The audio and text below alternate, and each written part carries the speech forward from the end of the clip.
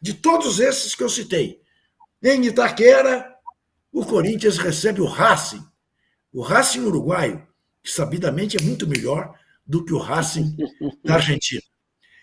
Com que técnico? Com que roupa vamos? Aparentemente com o mesmo interino que conduziu o Corinthians contra o Sport na vitória por 2-1. O nome da vez é de novo Dorival Júnior, com quem o Corinthians andou meio de bico no final de semana, porque desconfia-se em Parque São Jorge que ele não se apressou em acertar com o Corinthians porque esperava uma derrota do São Paulo contra o Santos, ou um empate, que fosse o quinto seguido, para o Zubeldia cair e ele voltar para o São Paulo Futebol Clube. Então isso irritou a direção corintiana. Ninguém vai confirmar essa história, mas é isto que me foi dito por gente lá de dentro. Então voltou a ser o plano do Corinthians Dorival Júnior.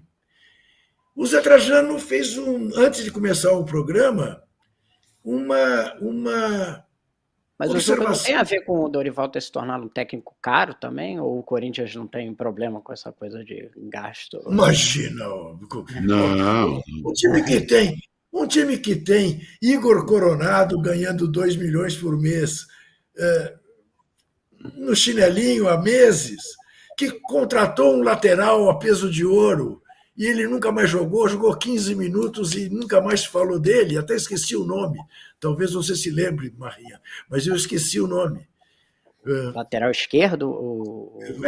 Que veio, jogou 15 minutos, machucou. O Rubens vai matar a charada para ti. O equatoriano, é um equatoriano, não é isso?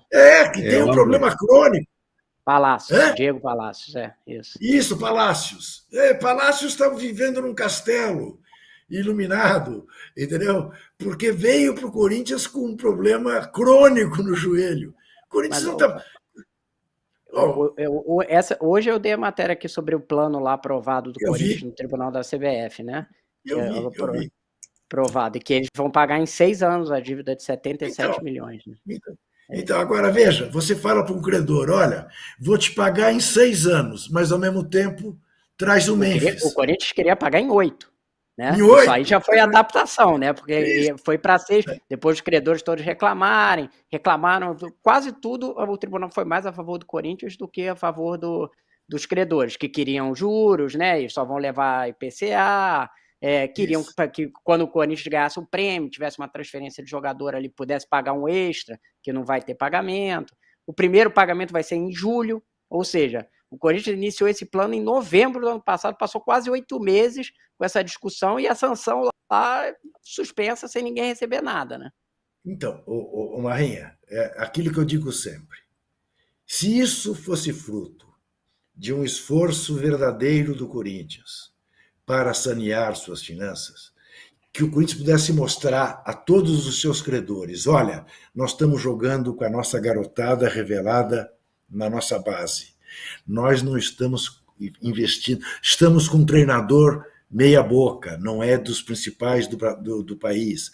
Estamos fazendo um esforço brutal, conclamando o nosso torcedor a vir ao estádio para nos ajudar a pagar a dívida. Então, era capaz dos co-irmãos e de outros que não são co-irmãos e são credores, falar, bom, tudo bem. Mas não, o que irrita é isso. Né?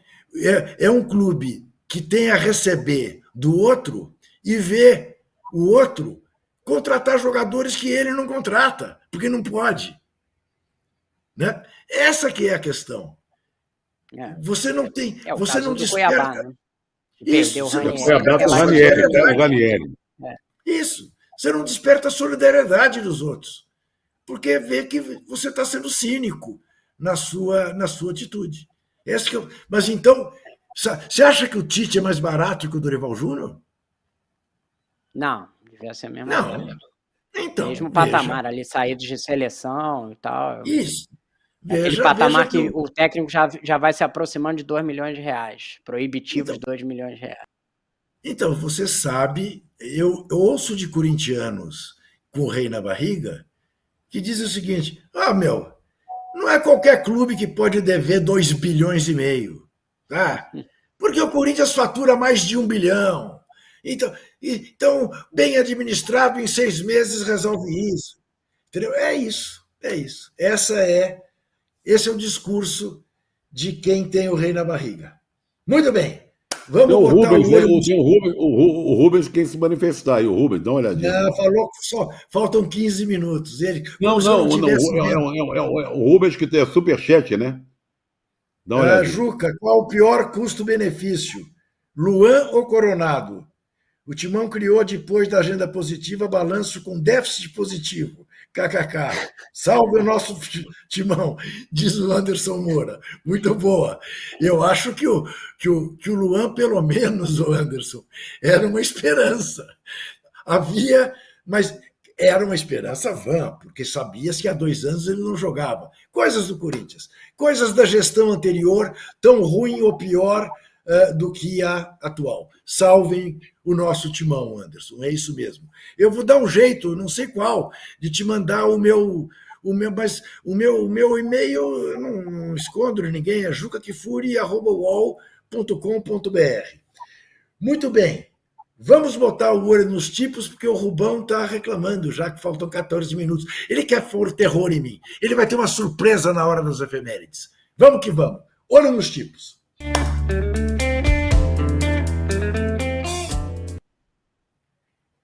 E eis que, mais uma vez, o Fantástico repete o mesmo erro ético absolutamente inexplicável.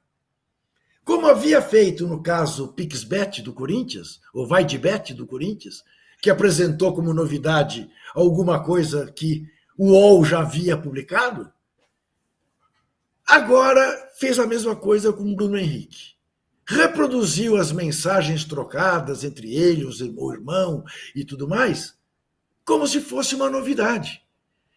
Pelo menos poderiam ter dito, olha, se você não é assinante do UOL, não leu no UOL a matéria de Rodrigo Matos, veja aqui no Fantástico, só aqui, mas lá já deu. Não é possível.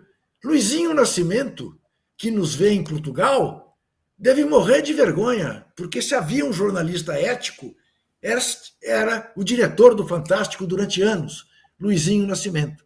E eu estou absolutamente perplexo, porque isso fura completamente, né? Mas não foi só o UOL, né, Juca? Todo mundo leu essas mensagens, né? Exatamente. Sendo justo, né? A própria Globo.com, né? O GE deu boa parte dessas mensagens.